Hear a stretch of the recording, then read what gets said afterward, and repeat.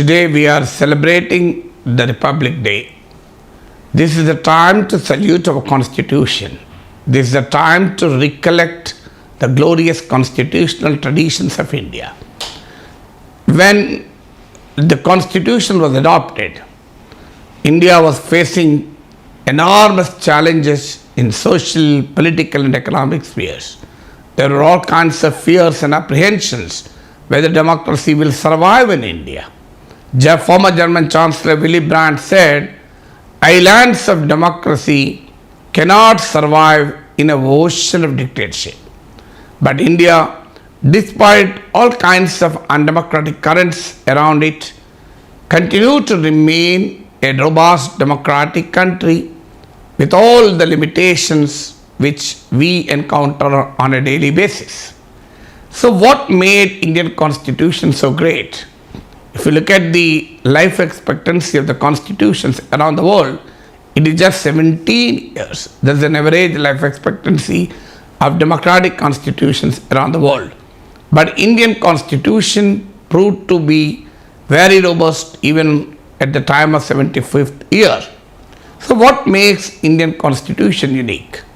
Why should we be proud of our own Constitution? So there are many people who talk many things about the Constitution. I am not telling the Constitution of India is completely flawless, but certainly it made our country what we are today. At the time of the adoption of the Constitution, we had a challenge to ensure political unity of the country as the nation faced communally surcharged atmosphere, disturbances around the country, and a kind of revolts which we have faced was a big challenge to the integration of the nation.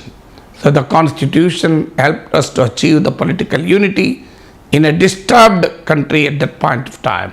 Second, as the first Prime Minister Jawaharlal Nehru said, India has to build a secular nation in a deeply religious society, which was equally challenging.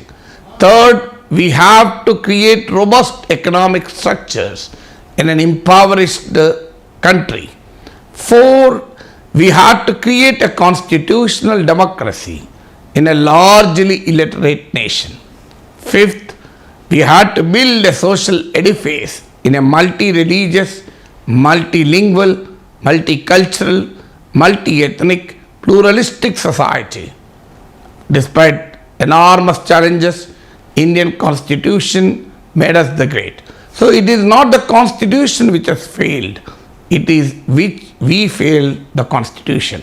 The political system, the political culture, the political structure has failed, but not the Constitution of India.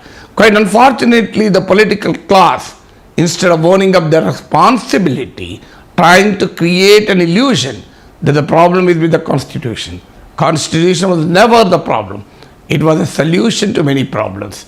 So as Dr. B.R. Ambedkar himself pointed out, it all depends upon the men and women who implement the Constitution. The problem is not with the Constitution, but the problem is with the institutions, with the individuals who make the Constitution work.